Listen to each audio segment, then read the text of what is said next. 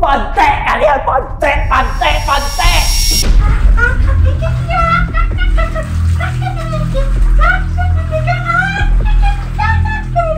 Ini Pak, aku gitu Pak. Ada Pak. Masa ya? Oh gitu ya, subhanallah. Jadi saya tuh intinya saya tuh pengen sembuh Pak. Cuman saya tuh dipermainkan orang itu.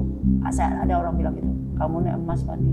Kalau ada orang pengen kaya nih, kamu dikasih rumah, dikasih Fortuner nih. Orang tuh pasti mau. Tapi umur kamu 2 tahun. Anak ini tidak boleh sukses. Apa? Harus mati. Apa? Harus mati. Bunuh anak ini. Bunuh anak ini.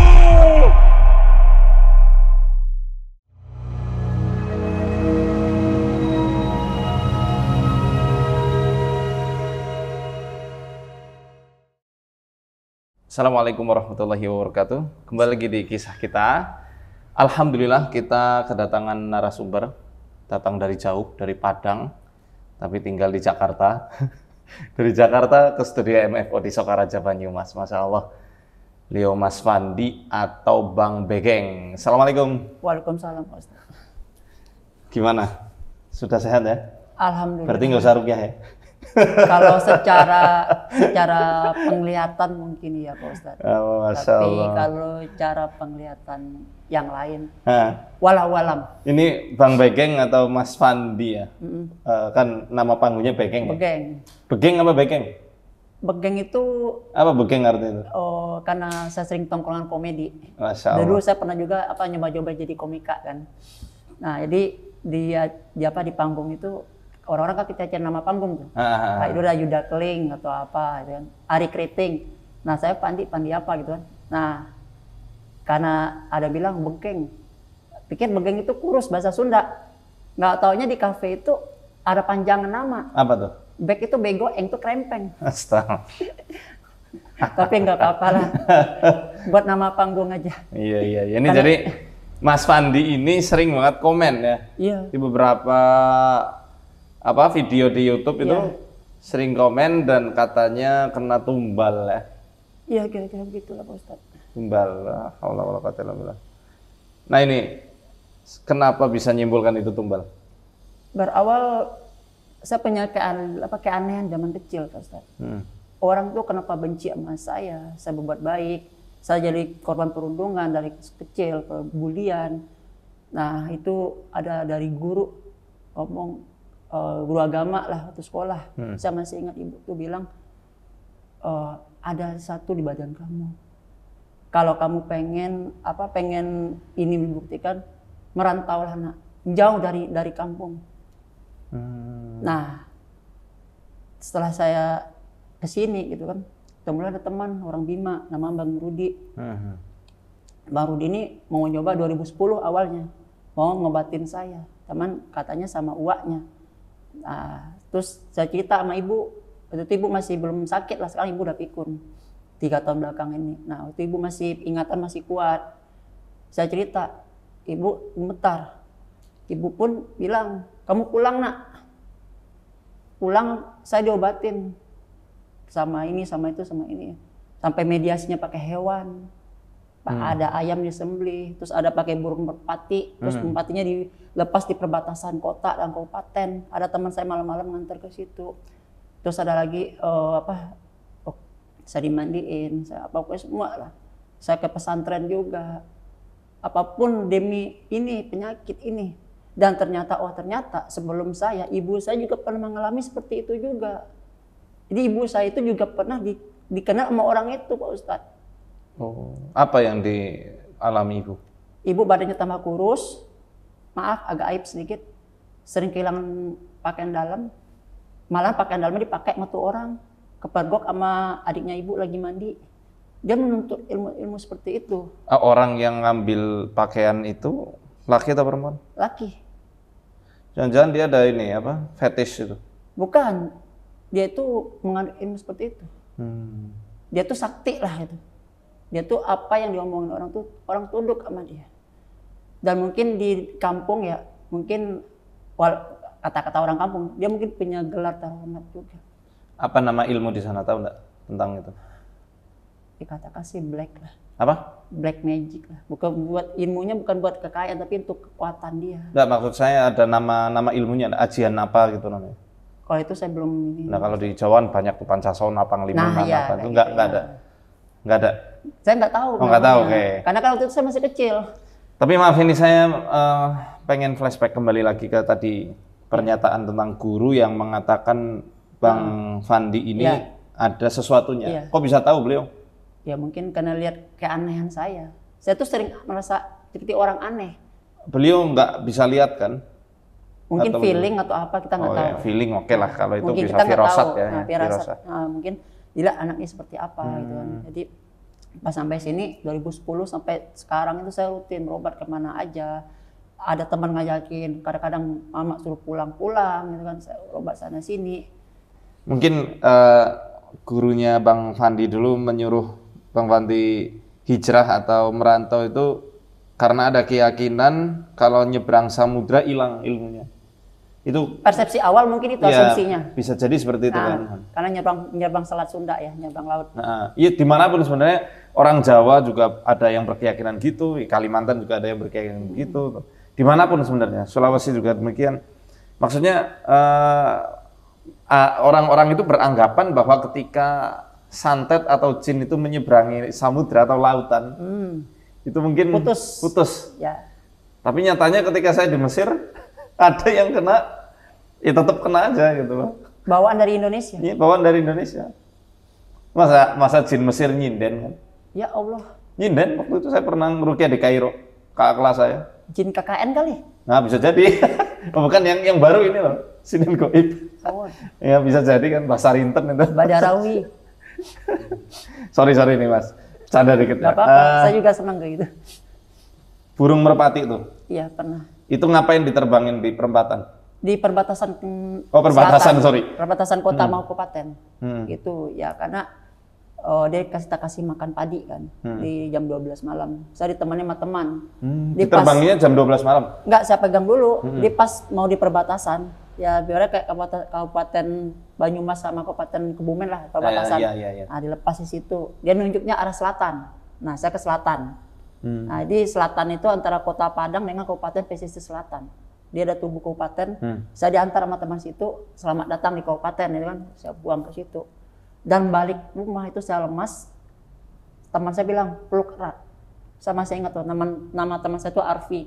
Arfi itu yang ngantar saya. Sampai jam 2 pagi saya ngantar ke rumah. Habis itu saya badan lemas. Dan penyakit saya ini habis diobatin timbul lagi Pak Ustadz. Hilang timbul. Nah saya datang ke situ ke tempat bapak ini. Saya berikhtiar. Saya pengen ini lepas selamanya. Nggak datang-datang lagi, nggak ganggu lagi dari kehidupan saya Pak. Dari kehidupan saya, ya aktivitas dan usaha saya gitu. Mas Fandi, Bang Fandi, sorry ini karena Jawa seringnya manggil Mas ya. Nggak apa-apa, aku sih nggak usah Jawa, aku sambung Jawa. Oh. Aku biar tekok neng Cikarang kerja Jawa, kon Joko wakil wong Jawa. Tayang bahasa Jawa. Mudeng. Jawa ngapa tayang ora? Logat iso, logat. Rawing nih, rawing. Karena di pabrik dulu waktu kerja itu banyak orang Jawa. Banyak orang Jawa ya. Oke begini, Mas Fandi pernah enggak melihat sosok yang ganggu? Kalau sosok sekilas. Apa tuh? Apa bayangannya gimana? Kayak tinggi besar, bayangan, putih, apa tuh. Tapi nggak antara halu apa enggak ya. Tapi sebentar pernah. Ngerasain pernah. Dibisikin ya. Apa dibisikinnya? Ya kayak berobat ini, kamu jangan ke sana, kamu jangan ini. Saya tuh lagi apa antar minggu antara logika, pikiran dan akal.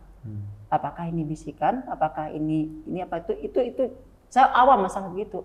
Tapi intinya itu saya kemana itu saya tuh pengen sembuh dari ini. Karena bukan saya aja yang kena Pak Ustadz, saudara-saudara saya juga kena. Oh. Kakak saya nomor 2, umurnya perempuan nih, wedok, umur udah 45 tapi durung rabi tekan saiki. Sampai sekarang belum nikah.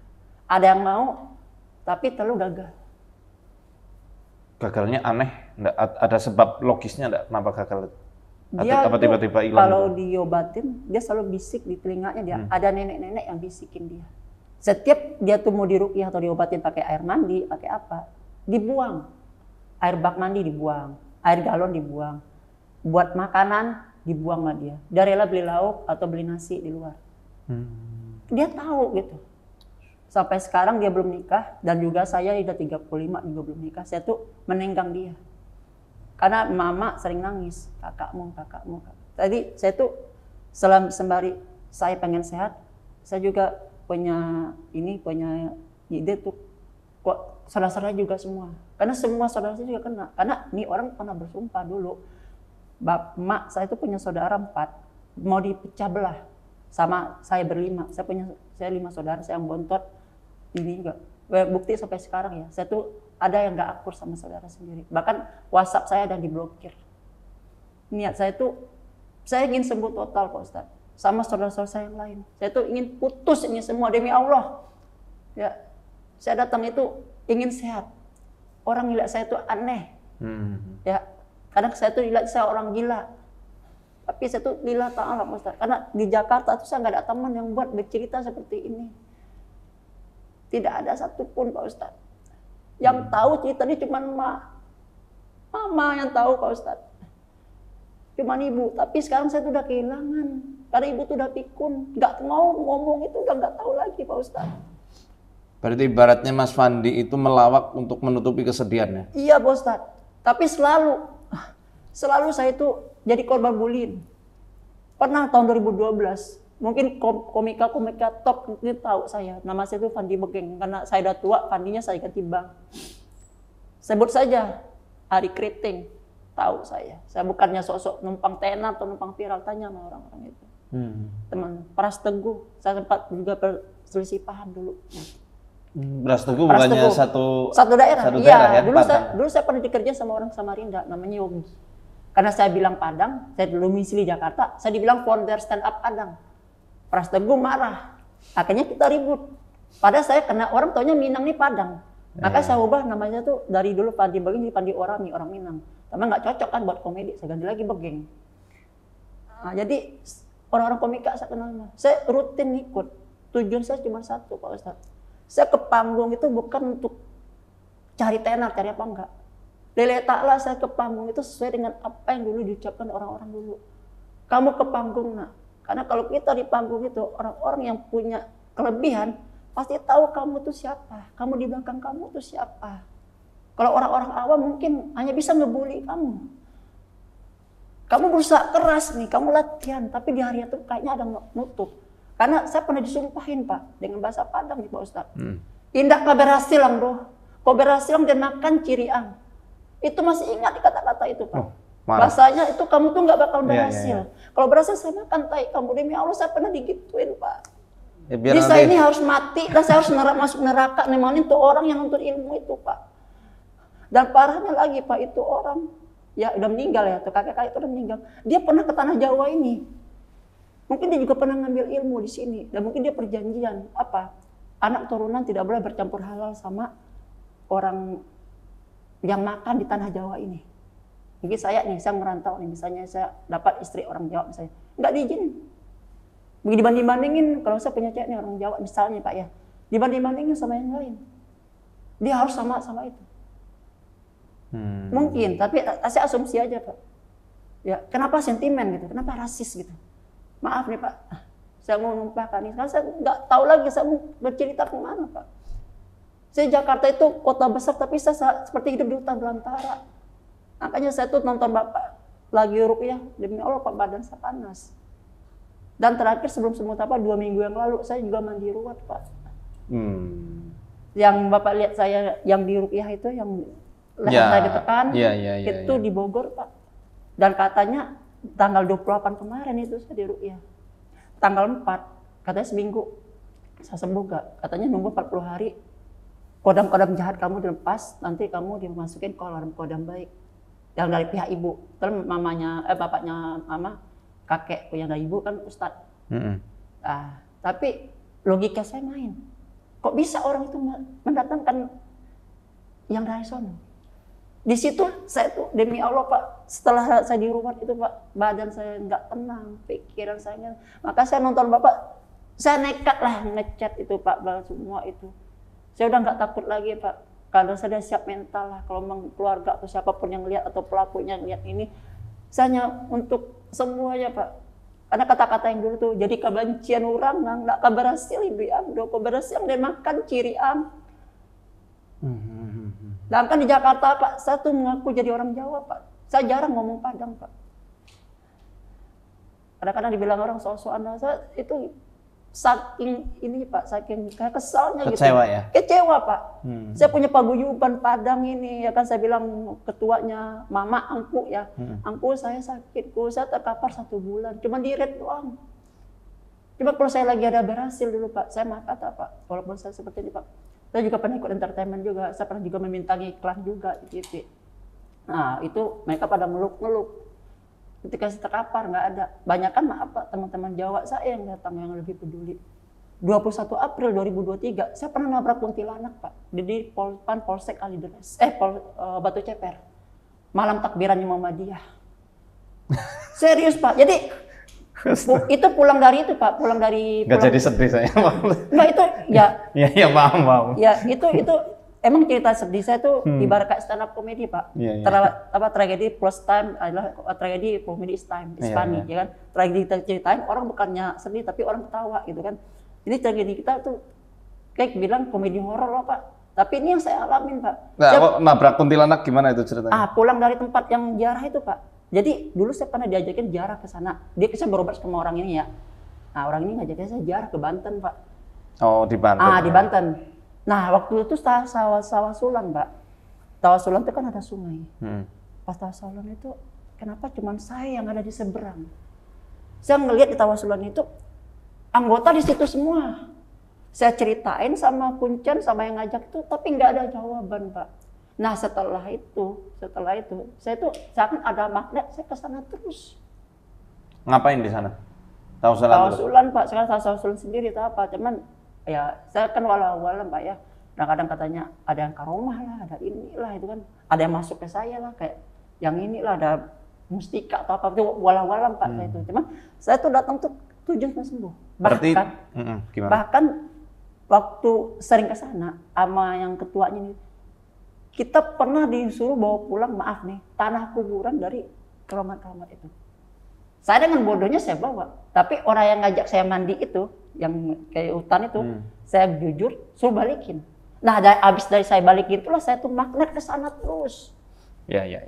Jadi dan akhirnya saya ketemu orang yang mandiin saya itu apa? Badan saya ini dihuni oleh banyak monyet. Tolong pindahkan ke hutan sana.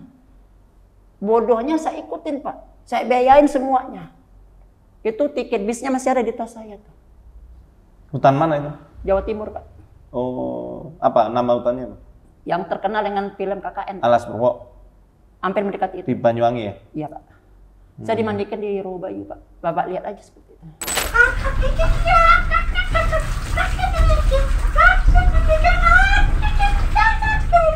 Tenang Bang. Tenang. Ini Pak, aku gitu Pak. Ada Pak. Masa ya?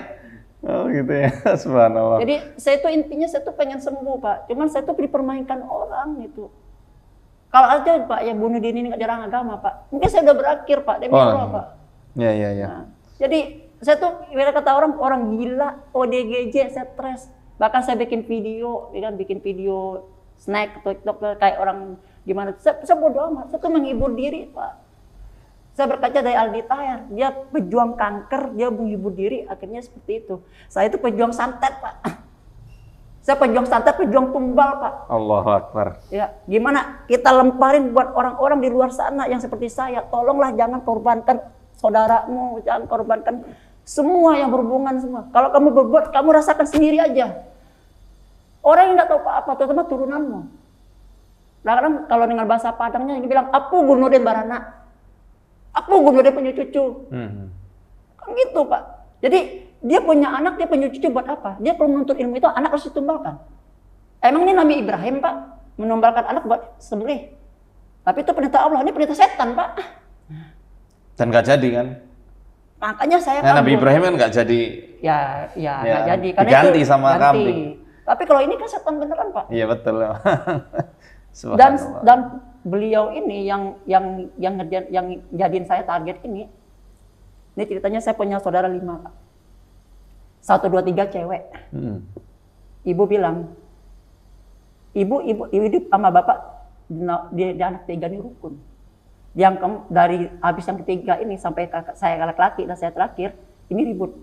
Dan kakak saya nomor 3 ini pernah dihanyutkan di sungai usia 2 tahun.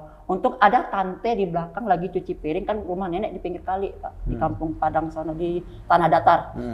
Dia berenang ke tengah ngambil. Kenapa dibuang itu? Ya mungkin karena ada perjanjian mungkin. Atau untuk ini ritual gitu ya? Bisa jadi Pak. Tapi karena nggak ada yang laki-laki, perempuan. Yang keempat kakak saya laki-laki, mungkin nggak cocok. Antara kakak saya sama saya Pak, itu emak itu keguguran. Laki-laki, mungkin karena dia nggak sabar. Yang terakhir lahirlah saya Pak. Saya tuh kayak aneh dari kecil Pak. Dari kecil itu saya sering sakit. Ibaratnya itu panas, kalau kata orang di Padang saya itu dijual ke orang. Maksudnya itu diasuh sama orang lain. Cuman harus tebus sebelum kamu menikah. Tapi waktu saya merantau, saya cari nenek itu, mbah itu, saya ada tebus diri saya. Dan saya sering sakit. Sampai dengan nggak kuatnya saya sakit ini Pak, ini mohon maaf Pak, mungkin dosa besar saya menunjukkan ini sama mama. Mak, kenapa dulu saya lahir Mak? Mak, kenapa saya dulu jika diaborsi aja Mak? Saya nggak kuat Mak, saya mau cerita sama siapa? Cuma ibu yang bisa tahu masalah ini, sama nenek. Nenek udah meninggal, nenek juga cerita semuanya. Kenapa harus saya? Orang hinggap saya tuh aneh Pak Ustadz. Aneh, ini orang aneh nih, ini orang ini nih. Makanya saya lari ke dunia hiburan, entertainment, saya ikut castingan atau apa. Pertama saya itu untuk menghibur diri dari pikiran saya yang kalut. Dan yang kedua, saya tuh boleh ada orang melihat satu yang mau bantu saya seperti Pak Ustadz lah yang bantu saya itu untuk mengeluarkan saya dari jeratan ini Pak. Itu tujuan saya sebenarnya. Dan setelah Mas Danang kemarin chat saya tuh menuju ke sini, ini badan berat Pak, mungkin dia tahu mungkin. Tibalah walam Pak ya, tapi saya ngerasa keanehan dan berat ke sini. Dan di Bubuy Ayu tadi bis saya rusak, kita ganti bis. Itu nggak tahu ya, tapi apakah ada hubungan dengan perjalanan? Karena kalau biasanya kalau pelajar spiritual seperti itu, ada aja kendalanya. Saya pernah dorong motor pengen berobat, saya pernah ngalamin hal-hal seperti itu Pak. Tapi saya nggak mau cerita kemana. Jadi saya cerita, maaf ya Pak panjang lebar. Iya nggak apa-apa, saya senang dengar cerita. Saya cerita seperti ini untuk yang nonton Bapak, itu kan. Ini maaf katanya, saya ngebikin komen. Kadang-kadang ada komentar negatif Pak, bilangnya saya numpang viral. Pengen tenar, pansos. Ini dari lubuk hati saya bukan seperti itu. Karena saya udah nggak tahan. Dan kebetulan penonton Pak Ustadz banyak, ini saya sharing untuk semua. Ya, pembelajaran. Semoga nggak ada lagi yang mengalami hal seperti saya Pak. Amin, amin. Ya, jadi kalau yang mau nuntut ilmu hitam, pesugihan, tolonglah lakuin sendiri. Apa yang kamu tabur, itu yang kamu tuai. Jangan korbankan orang lain demi kekuasaan kamu. Itu hanya sementara, umur 65, 70 kamu udah mati. Cuma 2,5 jam di akhirat itu umurnya. Nggak ada. Saya dituduh ilmu hitam terus Pak, sama turunan orang itu. Maaf, orang itu siapa? Saudara? Circle dari keluarga lah Pak, saya sebut. Masih keluarga berarti? Masih keluarga. Malah melarang saya maju Pak. Saya sekolah sampai SMK doang. Saya lulus perguruan tinggi dilarang Pak. Tapi sementara saudara lain ada. Kita miskin nggak apa-apa Pak, saya terima. Tapi yang lain kok bisa, kok saya nggak. Saya tuh dilarang maju Pak. Pokoknya saya tuh dihambat terus. Itu pikiran tuh stres seperti itu Pak. Tapi saya nggak mau, saya tuh mau butuh sharing, butuh cerita kemana. Kadang-kadang ada teman ngajak berobat ke sini, oke, datangin. Saya nggak peduli orang tuh ada maksud dan tujuannya. Apakah mereka tuh mau ngobatin orang yang sakit lalu dipindahin ke saya Pak. Bukannya saya sembuh, saya sama sakit. Saya dengar tadi Mas Fandi juga sering jadi mediator. Pernah Pak di Surabaya. Acara apa itu? Jadi mediator. Jadi ada rumah si Bunda ya di Depok. Bunda ini kan kita diajakin tahun baruan di Jogja. Rupanya cucunya sakit di Surabaya, Sidoarjo. Rumah itu dihuni. Dan juga ada ustadz yang ikut. Jadi penghuninya itu masuk ke saya Pak. Itu ada saya sengaja dimasukkan atau memang masuk sendiri deh? Awal-awalan, tapi karena saya kan punya rongga yang longgar. Nah, maksud saya, ini kan ada ustadz nih atau siapa, dia melakukan ritual atau bacaan untuk masukin atau tiba-tiba Mas? Bisa jadi mungkin. Seingat saya seperti itu. Mas nggak lihat kalau Ustadz itu lagi baca apa gitu untuk masuk? Ya, dia karena orang rame. Oh, rame. Kan yang lihat banyak nih, bukan saya sendiri. Tapi mungkin dia ngarahin saya. Nah, itu ada saya bikin juga videonya. Sampai dari Surabaya ke Jakarta badan saya panas. Maksudnya video ketika kesurupan? Iya, ada saya bikin video. Oke, nanti ini lihat di sini ya. Ya.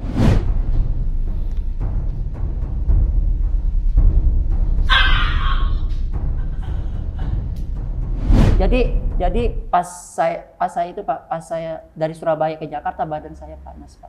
Itu kejadiannya tahun baru 2020 sebelum pandemi. Waktu banjir di Jakarta, saya ninggalin banjir. Iya. Nah, jadi pas saya balik ke Jakarta ke Depok itu badan saya panas. Terus saya ke rumah abang saya tuh, ada abang saya situ kan, dekat rumah bunda itu. Dia ngeluarin, yang dikeluarin itu cairan warna kuning. Jadi Ustadz itu lupa ngeluarin ngeboster saya. Makanya saya pikir saya demam karena kecapean. Karena kita kan tahun baruan nih Jogja, habis itu ke Surabaya lihat anaknya si bunda. Bunda siapa itu? Namanya Bunda Ria.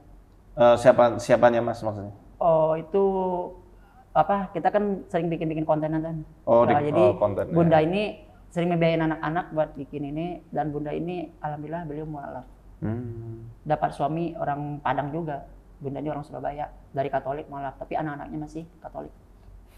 Berarti udah berapa banyak Mas berikhtiar itu?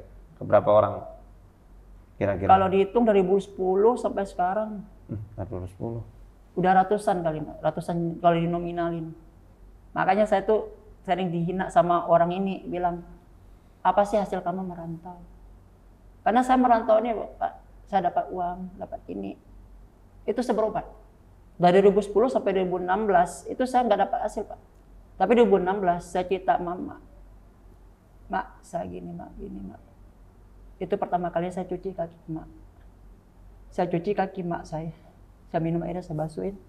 Alhamdulillah Pak, 2006 itu Pak, saya tembus iklan Pak. Bareng sama Raisa. Disitulah saya ditahuin orang. Iklan apa tuh? Online shop. Di situ, walaupun saya sebagai anak buah preman, tapi saya kesorot. Alhamdulillah dari 2016 sampai sekarang tuh mungkin ada 20 lebih atau 30. Terakhir saya main IndiHome. Iklan IndiHome di Tukang Gendang. Pokoknya ada di feature tuh ada gitu. Nah, itu sejak saya ini Pak, mohon Mama. Mak, saya ingin seperti ini bukan karena ingin seperti orang-orang gitu, Pak. Saya pengen sembuh, Mak. Karena sekarang saya sembuh, ini nggak ada. Apapun saya lakukan, saya tenang. Saya nggak dianggap orang aneh lagi, gitu. Di tongkrongan komika, saya dibilang orang aneh, Pak. Agak susah saya masuk ya itu. Orang-orang tuh ngeliat itu jahat, gitu. Orang ngeliat saya itu kayak cari lawan. Saya pengen berusaha baik, tapi orang tuh lihat tuh saya tuh nggak baik. Zaman sebelum saya komika, saya putus kerja, saya pernah ngamen di bis. Itu saya pernah orang nggak kenapa-napa mukulin saya Pak. Katanya nggak bermasalah. Jadi saya tuh sering dibikin kayak orang ribut gitu. Jadi saya bilang ya Allah salah saya apa? Kenapa saya begini? Nggak ada apa-apa langsung dihajar gitu? Katanya ngelihat saya itu kayak ngelihat apa gitu, kayak nantang gitu. Jadi apakah karena pengaruh ini? Karena yang di belakang saya yang katanya ngasih ya ini tujuannya baik jaga saya, tapi saya nggak nerima Pak. Saya nggak nerima. Makanya saya berobat ke sini, berobat ke sana, berobat. Saya nggak mikirin loh Pak. Ada uang, nggak ada uang. Kadang-kadang saya teman baik saya bilang, bang pinjam duit, bang pinjam duit. Sampai saya ngutang Pak. Segitunya saya tuh pengen sembuh. Saya nggak ingin ini lagi Pak. Kalau saya sembuh nih, saya pengen tarik saudara perempuan saya itu Pak. Umur 45 belum nikah-nikah Pak. Nanti saya liatin fotonya nggak apa-apa.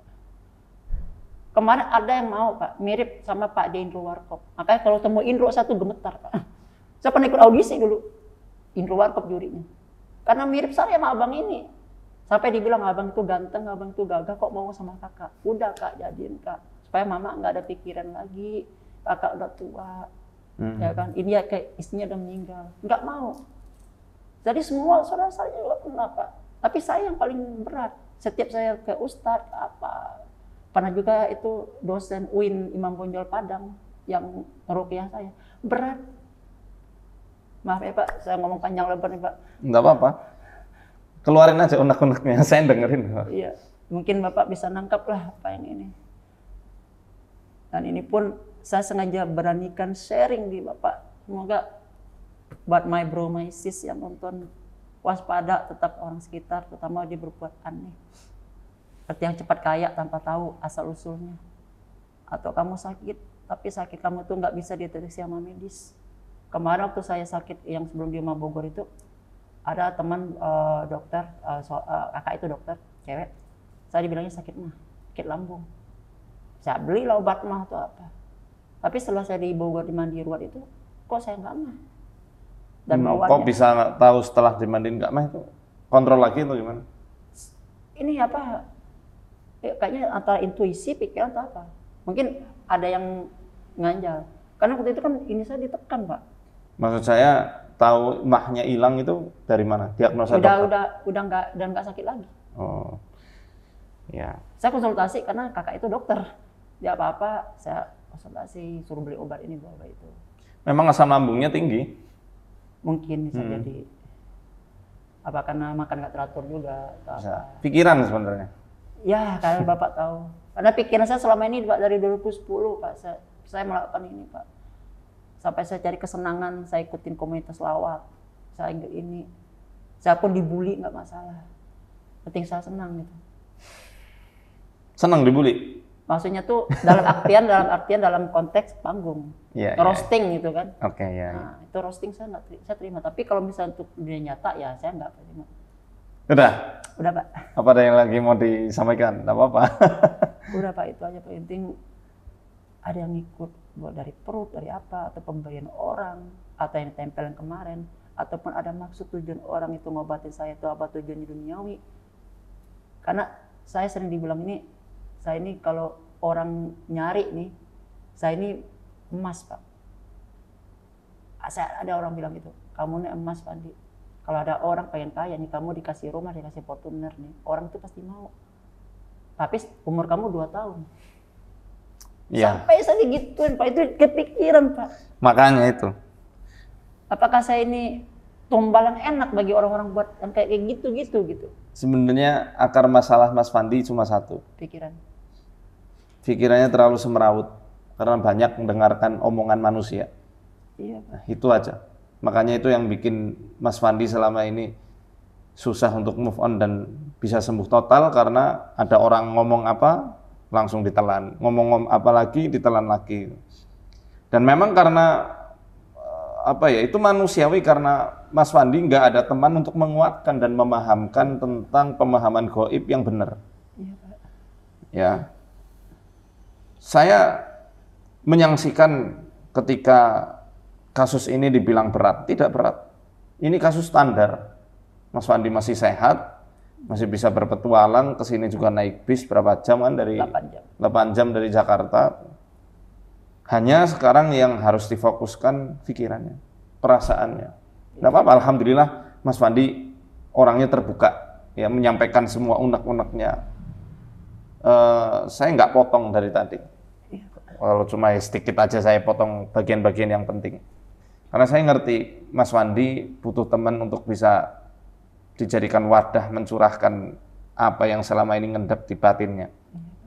Setelah Mama dan ya ibaratnya setelah Mama pikun ini kan nggak ada tempat sandaran lagi kan. Iya, Pak. Sekarang begini, yang bisa ngobatin Mas adalah Allah, kemudian diri Mas sendiri. Ya, dengan apa? Membangun kesadaran uluhiyah, kesadaran hamba. Ya. Maksudnya dengan iman. Cuma dengan iman, tawakal yang sempurna lah ini yang nanti akan bikin Mas Fandi sembuh. Ya, kenapa? Karena hakikatnya ini semua masalah takdir. Iya Pak. Terkait ada sihir kayak ada tumbal kayak atau ada apapun itu, demi Allah, wala yuflihus sahiru haitsu ata. Nggak akan pernah menang para tukang sihir dari arah manapun mereka datang. Karena sihir ini harut marut kan diturunkan Allah kepada siapa? Kaum Babilonia yang kala itu sedang merebak sihir-sihir dari orang-orang Yahudi yang ditawan sama Nebukadnezar II. Mereka khawatir, mereka panik dengan sihir-sihirnya para Yahudi-Yahudi yang di penjara ini. Harut Marut diturunkan untuk menjelaskan kepada mereka bahwa sihir itu sesuatu yang dipelajari, yang tentu sesuatu yang dipelajari ini kadang berhasil dan seringnya tidak berhasil. Seringnya nggak berhasil. Tahu nggak sihir itu main kerana apa? Perasaan. Ya, saya paham, pasti lelah. Capek, Pak. Belasan tahun ya. Capek, Pak. Maka Capek pikiran, capek hati, Pak. ya, Capek materi, semua. maka nanti saya menyarankan ke Mas Fandi cukup berobat ke sana kemari. Maksud saya fokus saja ke satu orang. Saya bukan lagi mau memonopoli. Saya mau membantu Mas Fandi ya tanpa pamrih. Makasih, Pak. Nggak ada bayaran, nggak ada apa, memang ya seperti itu. Makasih, Pak. Ya, jadi membantunya dengan apa? Dengan arahan-arahan. Tapi harus dikerjakan. Kalau nggak dikerjakan, saya angkat tangan. Iya, Pak. Karena itu urusan Mas Fandi dengan Allah. Iya, Pak. Ya, yang bisa merubah diri kita sendiri kan diri sendiri. Orang lain hanya beri masukan, Iya, Pak. hanya ngarahkan kan. Iya, Pak.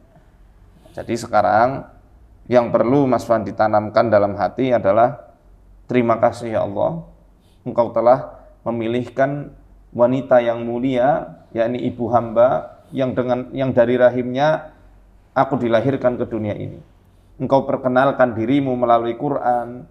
Engkau izinkan hamba untuk selalu menghirup oksigen dengan normal, melihat keindahan dunia ini, langit yang biru, awan putih, sawah yang hijau terhampar, itu disyukuri. Kenikmatan yang selama ini kita anggap itu hanya sesuatu yang lalu begitu saja, kadang-kadang ini tidak disadari oleh manusia. Sehingga manusia itu meletakkan taraf kebahagiaannya ketika dia itu kaya, ketika dia itu punya banyak orang, populer, punya istri cantik, dan lain sebagainya.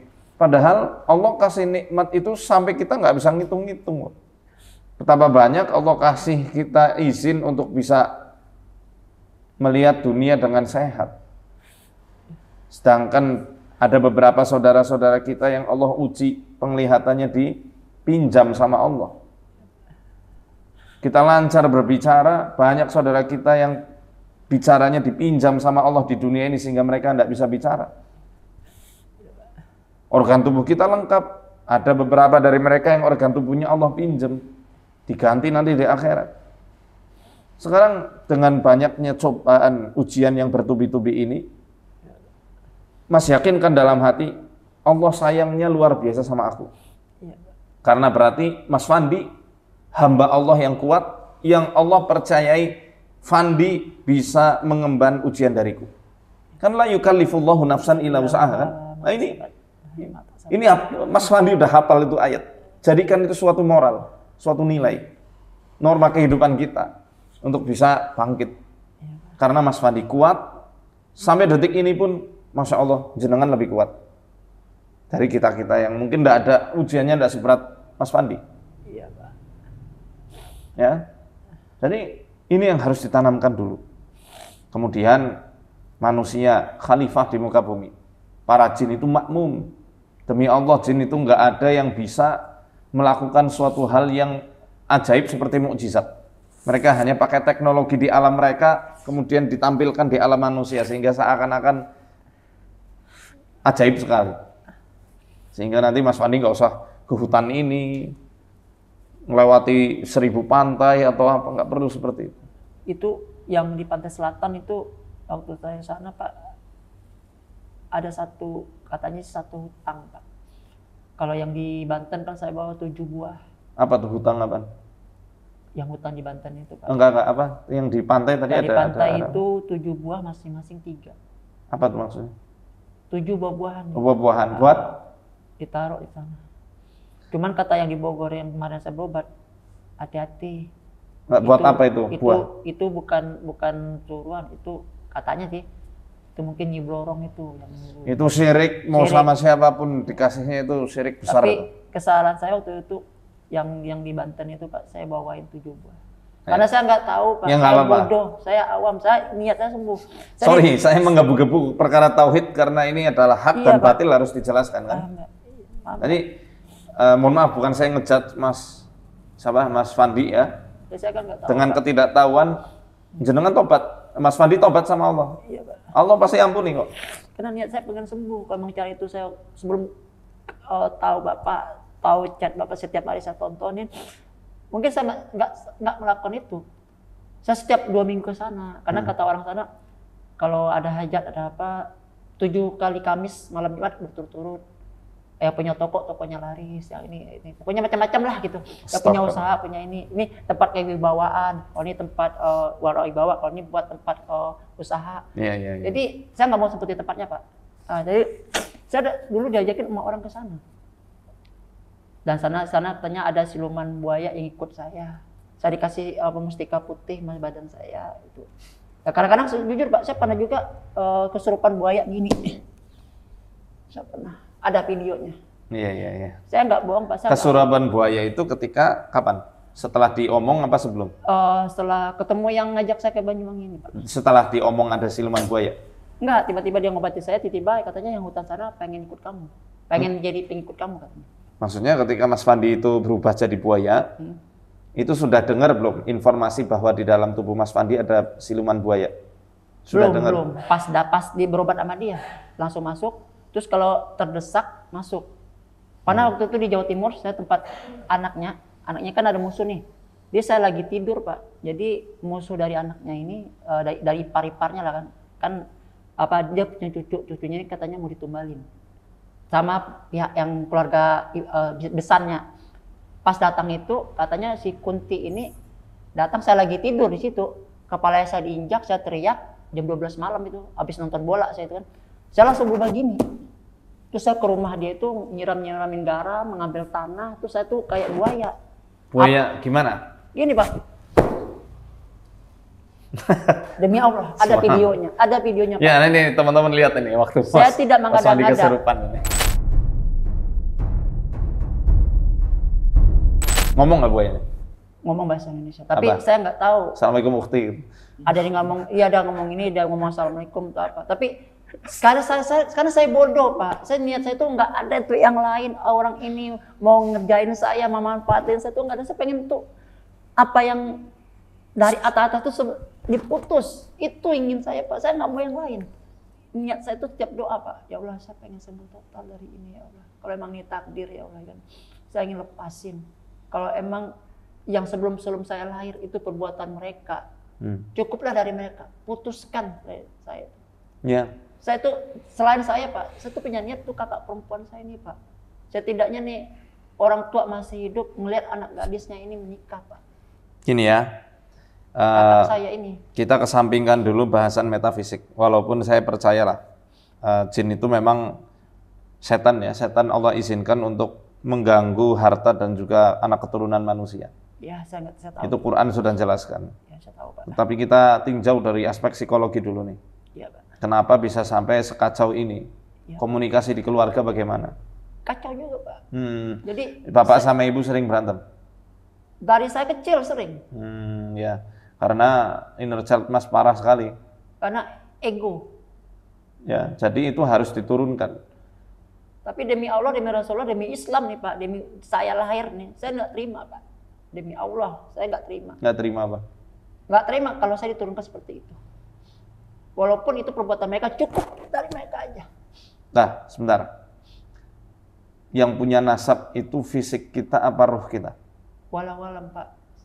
Ya, biologis kita kan, fisik kita. Maka sebenarnya roh kita dalam kondisi fitrahnya menghamba sama Allah. Iya Pak. Maka kalau kita nggak kepengen kecipretan, Iya Pak. hal-hal yang semacam itu, bangun kesadaran ruhiyahnya. Perjanjian ruh kita semua ini kepada Allah, di Quran kan sudah dijelaskan tuh. Iya. Di juz 9 surat A'raf ayat 172. Alastu birabbikum, bala syahidna. Ya, ini kan Allah tanya tuh, ditegaskan. Bersaksi nggak aku Tuhan kalian? Kita semua saat itu berkata, aku bersaksi kamu Tuhanku ya Allah, engkau Tuhanku. Halo, ya, sehingga Mas nggak perlu mau muntah. Mungkin reaksi ini Pak. Nggak, reaksi batuk kan ada apa-apa. Kasih kencur nanti. Nggak mungkin, karena saya juga pernah ngalamin seperti ini juga Pak. Ngomong sama Ustadz, awalnya batuk-batuk, muntah, kadang mau menyerang Ustadz. Artinya yang nempel di badan. Bodoh amat saya yang nempel, saya nggak mau ngurusin. Itu kata yang saya alami. Ya, ini saya mau ngasih pemahaman, karena Mas datang ke sini ikuti pemahaman saya, ya, jangan ikuti yang lain-lain. Ada pengalaman. Ya, ini maksudnya ikuti pemahaman Islam yang saya sampaikan, jangan pemahaman saya, mohon maaf. Iya Pak. Nah, kalau saya nanti hawa nafsu yang pakai. Iya Pak. Ini saya hanya menyampaikan insya Allah dari Quran, dari sunnahnya Nabi SAW. Iya Pak. Sehingga nanti Mas nggak kemana-mana nih. Ini saya lagi berusaha gimana Mas terstruktur dulu nih jati dirinya. Jati diri Mas kemana-mana nih. Ego alternya kemana-mana nih. Jadi kenapa banyak sosok yang masuk? Ya jelas, kayak radio bodol, radio rusak. Sinyal Mas nyalur ke sana kemari itu. Akhirnya nggak beres. Fandi yang asli nih belerang. Istilahnya orang Jawa bilang belerang. Nge-lag gitu ya. Buffering ya. Buffering. Bukan buffering juga, karena ini nyampur antara satu sinyal lain dengan yang lain. Makanya kan jin itu punya makom sendiri-sendiri itu, layarnya sendiri-sendiri. Sedangkan yang ganggu Mas nih layar bawah nih, alam bawah. Karena Mas terlalu tenggelam kesadarannya ya, karena kesedihan itu ya. Saya nggak lagi nyalahkan Mas, enggak. Saya cuma nyampaikan, ini karena kesedihan Mas, akhirnya banyak sosok-sosok itu masuk. Udah sedih, udah kecewa, udah dendam, marah, ya. Merasa apa? Aku kok diturunin sih? Bukan itu permasalahannya. Jin nasab itu enggak secara otomatis nurun, Mas, demi Allah enggak secara otomatis. Kenapa kok mereka bisa ngeklop? Mereka bakal nginstal itu di umur 0 sampai 2 tahun. Ketika Mas dalam tumbuh kembangnya dari umur 0 baru lahir, sampai umur 2 tahun, kok Mas banyak melihat konflik, itu yang jadikan mereka mendekat. Ya, karena residu energi itu udah nggak beraturan, banyak energi negatif yang sudah nyasar ke tubuh Mas itu. Sehingga ini yang perlu dibersihkan dulu. Makanya dari tadi saya fokus, kalau saya fokus ke jin mulu, nggak sembuh-sembuh. Mas pulang ke Jakarta bakal gitu-gitu mulu. Nggak dapat ilmu, nggak dapat perubahan. Saya kepengen Mas berubah. Ya. Berubah jadi baik dan sembuh. Ya. Ya. Karena anggap saya keluarga Mas. Kita semua keluarga Mas. Amin. Saduluran salawasnya. Nah. Amin sampai surga ya. Sampai jannah. Tapi tolong, apa yang jadi omongan paranormal ini nggak usah didengar lagi. Karena itu yang bikin Mas kayak gini nih, terombang-ambing. Iya, iya. Tahu nggak? Itu yang saya alami. Di Quran dijelaskan nih, di dalam surat Al-Hajj ayat 31 kalau tidak salah. Wa may yusyrik billah faka'annama kharra minas sama. Siapa yang menyekutukan Allah, seakan-akan dia jatuh dari langit. Ya, fatakhtafu thair, disambar sama burung, au tahwi bihir rih fi makanin sahik. Atau dihempaskan angin yang kencang dan dia jatuh ke jurang yang sangat dalam. Maaf ini ya, karena sebelumnya ada hal-hal yang berkaitan dengan persekutuan atau syirik. Akhirnya Mas kayak gini nih, aduh mikir ada omongan apa, oke ngikut. Sana ngomong lagi, ditumbalkan, ikut lagi. Ada blorong ngomong, ngikut terus. Akhirnya Mas bingung nih, kehilangan arah. Iya, benar. Makanya tujuan saya benar. Ini nih yang saya lagi mau perjelas peta hidup Mas ke atas. Iya Pak. Iya Pak. Uluhiyahnya Mas loh. Iya Pak. Bahwa jadikan Allah sebagai satu-satunya tumpuan harapan. Iya Pak. Bukan kata orang-orang itu. Jangan juga kata saya 100%. Iya, ketika omongan saya menyelisih dari Quran dan Sunnah, ya jangan diambil. Iya. Tapi kalau sesuai, ikuti. Ibaratnya saya perantara dari Allah untuk menyampaikan apa yang Allah firmankan. Itu yang saya kepenginin. Nah, ini biar Mas paham dulu nih, terstruktur dulu. Ini juga untuk teman-teman yang di rumah, mohon maaf aja. Bagi yang mungkin sekarang masih itu kebawa banyak omongan para dukun-dukun ini, ya selamanya kalau misal jenengan masih ngikuti permainan jin yang hakikatnya dia lebih lemah daripada kita, selamanya juga akan terus ke bawah arus. Sorry, kita ngelawan ikan hiu, kita ngelawannya di laut, menang mana? Ya menang dia, Pak. Menang hiu kan? Habitatnya. Nah, jadi harus gimana supaya menang? Supaya enak ngalahkannya? Tarik dia ke daratan. Sudah, paham kan? lawan dia, tarik dia ke daratan, kita bisa mau apain hiu itu terserah. Tapi kalau kita ngelawannya justru malah terseret arus masuk ke dalam lautan, ya kalah terus kita. Sama halnya kita ngelawan jin, kok masuk kepada arus mereka, ya susah kita mau melawan. Jadi ayo kita kembalikan sisi manusianya dulu, maafkan orang-orang yang sudah nyakitin Mas lillahi ta'ala, ikhlas. Maafin nggak? Insya Allah. Iya gitu. Iya. Kalau insya Allah jelas, Allah sya'a, Allah yasa, Allah menghendaki. Tapi dari diri Mas, maafin nggak? Saya akan maafkan orang tua, keluarga, circle keluarga yang menargetkan katanya seperti itu, orang-orang yang menzalimin saya, dan juga ya Allah, saksikan ya yang Allah, menargetkan ya saya Allah, saksikan tumbal, ya Allah. Sampai saya dibawa, saya dimandiin di hutan, sampai saya dibawa ke tempat keramat. Ditutup kenangannya itu. Saya ingin menghapus itu semua. Mas maafin. Lillahi ta'ala saya maafin. Allahu Akbar. Allahu Akbar. Allahu Akbar. Allahu Akbar. Bilang sama Allah dalam hati, sebut nama Allah. Ya Allah, Allah, Allah. Sebut. Fandi bersaksi ya Allah, bersumpah atas namamu. Fandi Rio Putra bin Zul Asmi Datuk. Bersaksi atas namamu ya Allah. Hari ini, detik ini, Fandi telah maafkan. Sebutkan namanya satu-satu. Bayangkan wajahnya. Sebutkan namanya satu-satu. Gak usah disebut pakai mulut. Dalam hati aja. Fandi maafin. Ya udah maafin mereka ya Allah. Baik yang zalimin dalam bentuk materi dan semuanya. Yang ngajak sana sini. Yang suruh beli ini, beli itu. Bantu hati Fandi untuk ikhlas ya Allah. Izinkan bantu ikhlas ya Allah. Beri hamba manisnya keimanan ya Allah. Manisnya iman ya Allah. Manisnya cinta hanya kepadamu ya Allah. Jadikan kuping hamba ini, pendengaran hamba ini hanya mendengar firman-Mu dan Rasul-Mu ya Allah. Bukan mementingkan omongan manusia-manusia.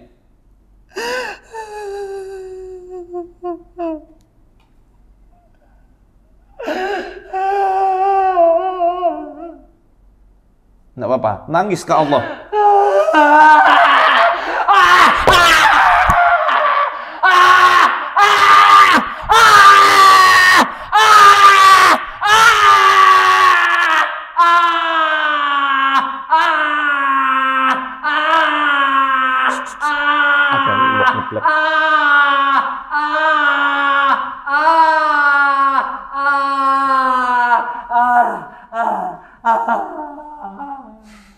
Ya Allah. Pantai kalian, pantai. Kan udah maafin. Udah, nggak usah ngomong pantai. Apa itu? Mas, udah ya. Jangan dua cucu, Den.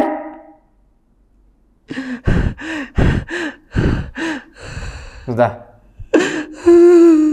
Jangan dua cucu, Den. Hah? Jangan ganggu cucu, Den. Nggak paham mau ngomong bahasa Indonesia dong. Jangan ganggu cucuku. Cucuku milikku. Dia harus temani aku di neraka.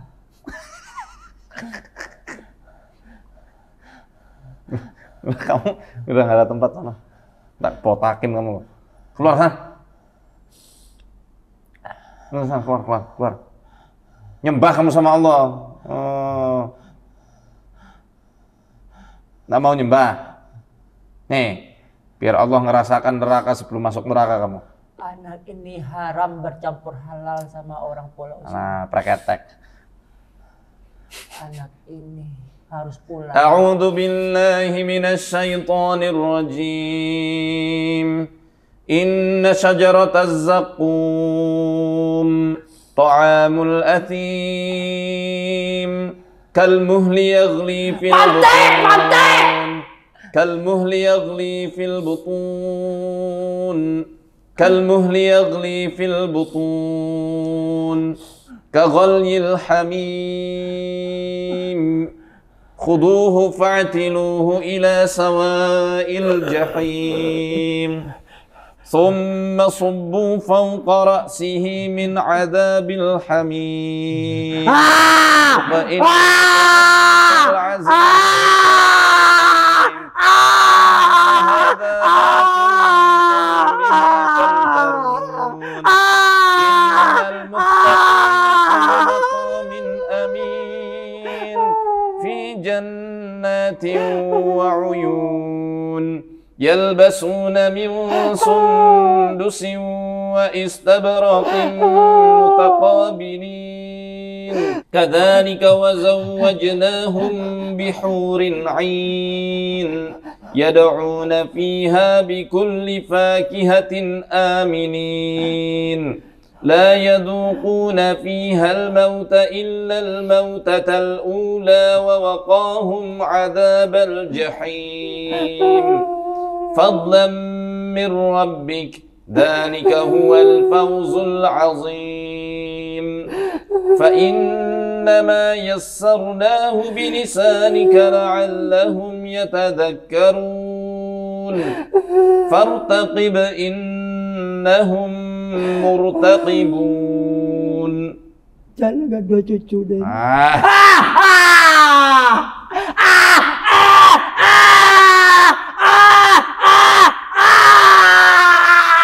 Enggak dia apain loh. Kamu tuh lama.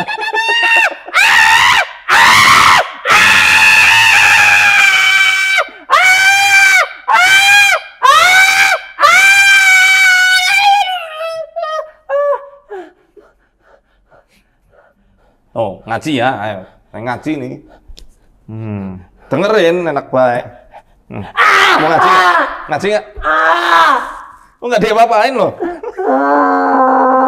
Kita cuma nyentuh tok gitu. Kenapa diketek? Ya karena di sini kan banyak nih. Ini jalur limpatik manusia, limpatik. Nah, ini banyak di sini nih. Pulangan Den. Pulang sendiri. Naik bis sana. Pulangan Den. Pulang sendiri. Enak aja, datang aja nggak dijemput gua. Pulangan Den.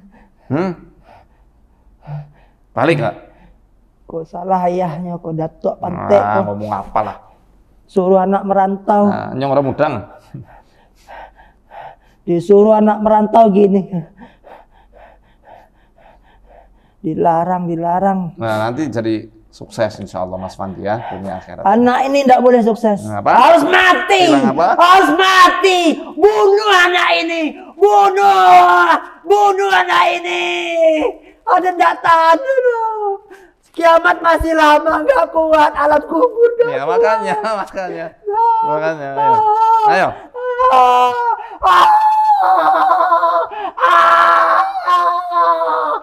Dan kakeknya. Ayahnya tuh ada, Den. Malah. Perjanjian 7 turunan. Belgedes. Anak-anak kok dan target. Nggak percaya saya. Anak ini tidak boleh umur sampai 40 tahun. Tidak boleh hidup sampai 40 tahun. Umur siapa yang megang? Aden. Allah yang megang. Lu kamu dikirin aja. Oh, sombongnya bukan main. Ngaji aja. Banyak cincong tadi. A'udzu billahi minasy syaithanir rajim. Bismillahirrahmanirrahim. Hamim tanzilun minar rahmanir rahim. Kitabun fussilat ayatuhu Qur'anan Arabiyyan liqaumin ya'lamun. Basyiran wa nadhira. فأعرض أكثرهم فهم لا يسمعون وقالوا قلوبنا في أكنة مما تدعونا إليه وفي آذاننا وقر ومن بيننا وبينك حجاب فاعمل إننا عاملون قل إنما أنا بشر مثلكم يوحى إلي أنما إلهكم إله واحد فاستقيموا إليه واستغفروه وويل للمشركين الذين لا يؤتون الزكاة وهم بالآخرة هم كافرون إن الذين آمنوا الصالحات لهم أجر قل أئنكم لتكفرون بالذي خلق الأرض في يومين وتجعلون له أندادا ذلك رب العالمين وجعل فيها رواسي من فوقها وبارك فيها وقدر فيها أقواتها في 4 أيام سواء للسائلين ثم استوى إلى السماء وهي دخان فقال لها وللأرض ائتيا طوعا أو كرها قالتا أتينا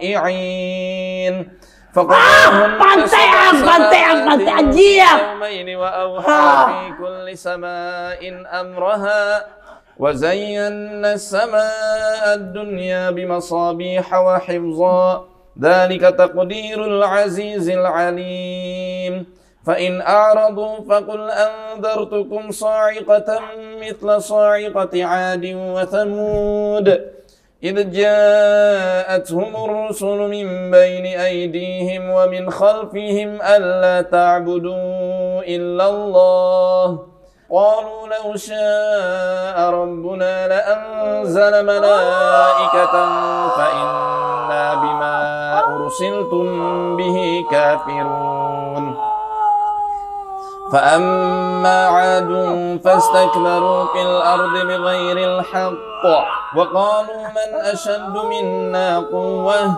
أولم يروا أن الله الذي خلقهم هو أشد منهم قوة وكانوا بآياتنا يجحدون فأرسلنا عليهم ريحا صرصرا في أيام نحسات لنذيقهم عذاب الخزي في الحياة الدنيا ولعذاب الآخرة أخزى فهم لا ينصرون وأما ثمود فهديناهم فاستحبوا العمى على الهدى فأخذتهم صاعقة العذاب الهون بما كانوا يكسبون ونجينا الذين آمنوا وكانوا يتقون ويوم يحشر أعداء الله إلى النار فهم يوزعون حتى إذا ما جاءوها شهد عليهم سمعهم وأبصارهم وجلودهم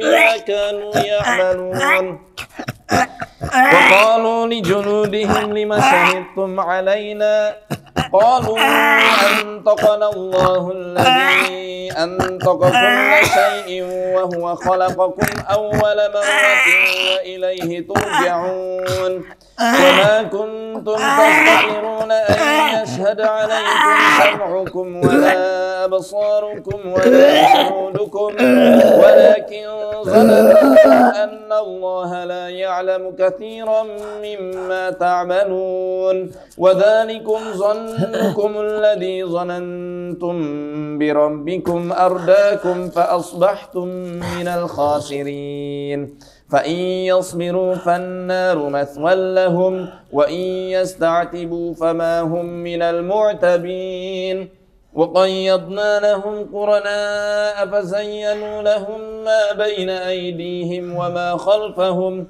وحق عليهم القول في قد خلت من قبلهم من الجن والإنس إنهم كانوا خاسرين وقال الذين كفروا لا تسمعوا لهذا القرآن والغوا فيه لعلكم تغلبون فلنذيقن الذين كفروا عذابا شديدا ولنجزينهم أسوأ الذي كانوا يعملون ذلك جزاء أعداء الله النار لهم فيها دار الخلد جزاء بما كانوا بآياتنا يجحدون وقال الذين كفروا ربنا أرنا الذين أضلانا من الجن والإنس نجعلهما تحت أقدامنا ليكونا من الأسفلين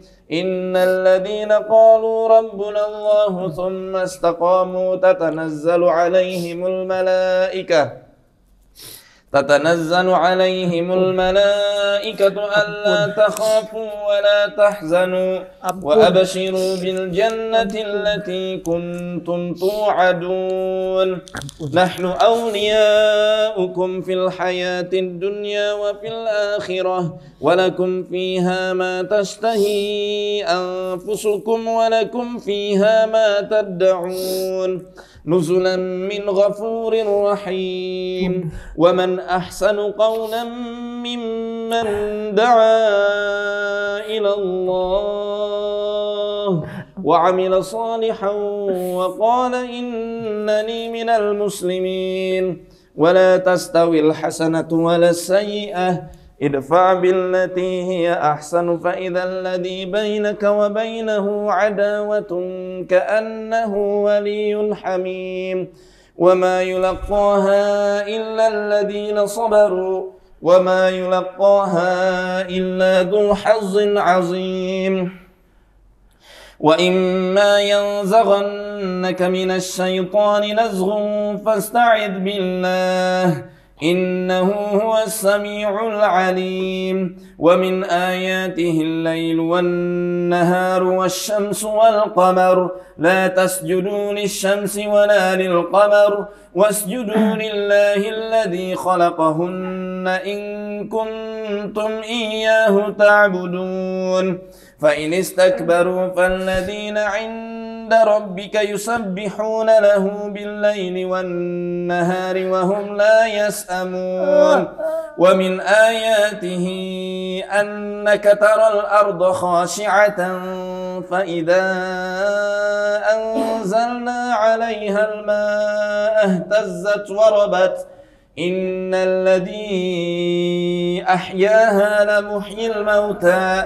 إنه على كل شيء قدير إن الذين يلحدون في آياتنا لا يخفون علينا أفمن يلقى في النار خير أم من يأتي آمنا يوم القيامة اعملوا ما شئتم إنه بما تعملون بصير إن الذين كفروا بالذكر لما جاءهم وإنه لكتاب عزيز لا يأتيه الباطل من بين يديه ولا من خلفه تنزيل من حكيم حميد ما يقال لك إلا ما قد قيل للرسل من قبلك إن ربك لذو مغفرة وذو عقاب أليم ولو جعلناه قرآنا أعجميا لقالوا لولا فصلت آياته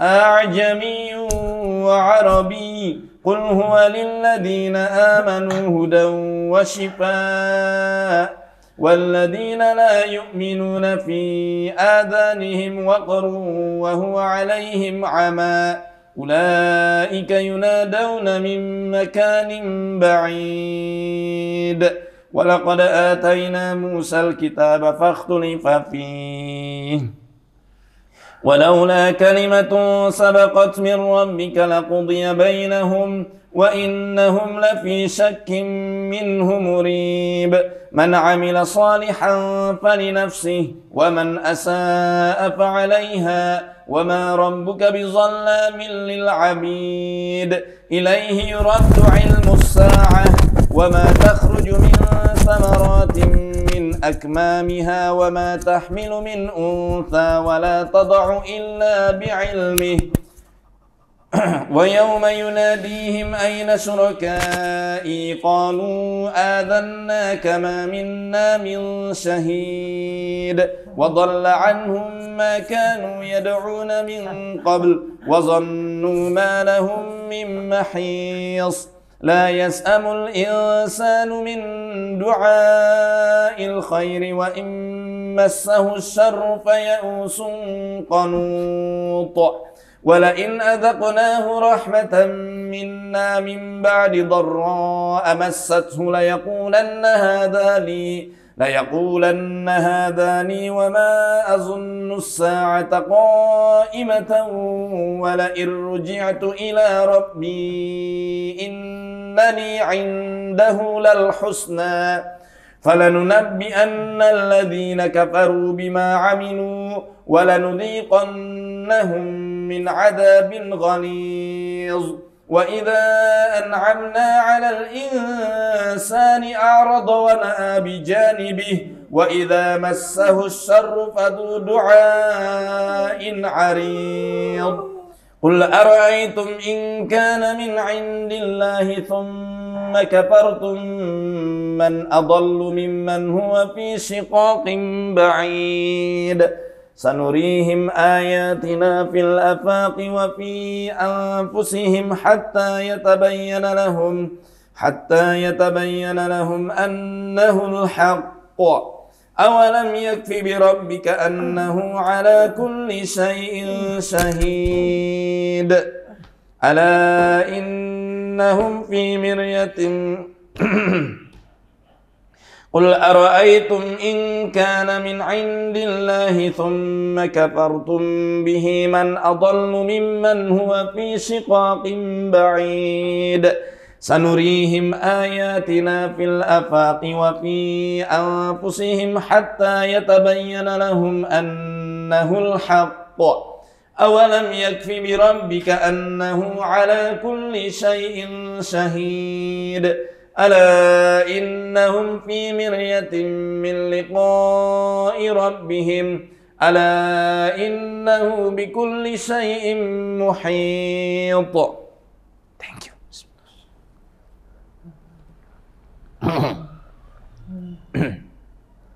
بسم الله الرحمن الرحيم حميم عين سين قاف حميم عين سين قاف حميم عين سين قاف كذلك يوحي إليك وإلى الذين من قبلك الله العزيز الحكيم له ما في السماوات وما في الأرض وما العظيم تكاد السماوات يتفطرن من فوقهن والملائكة يسبحون بحمد ربهم ويستغفرون لمن في الأرض ألا إن الله هو الغفور الرحيم والذين اتخذوا من دونه أولياء الله حفيظ عليهم وما أنت عليهم بوكيل وكذلك أوحينا إليك قرآنا عربيا لتنذر أم القرى ومن حولها وتنذر يوم الجمع لا ريب فيه فريق في الجنة وفريق في السعير.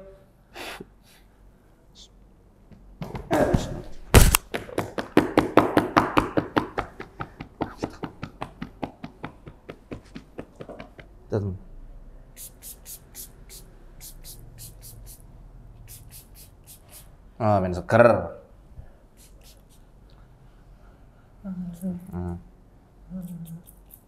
Buka mulut.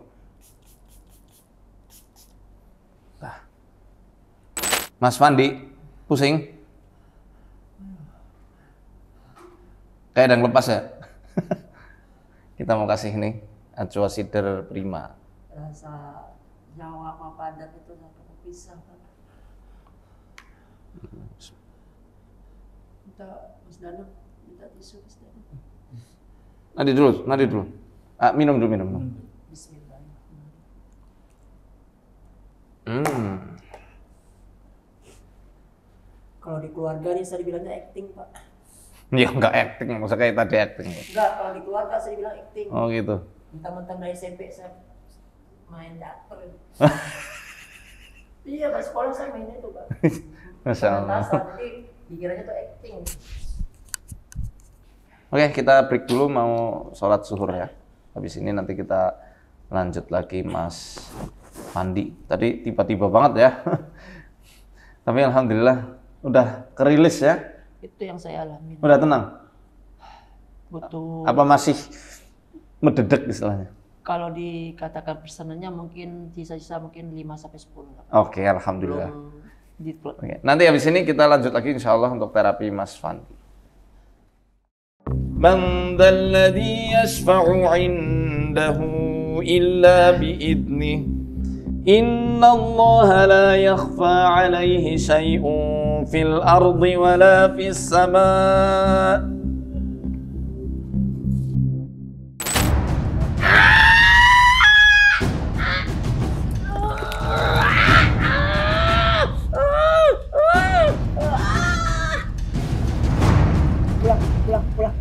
Pulang.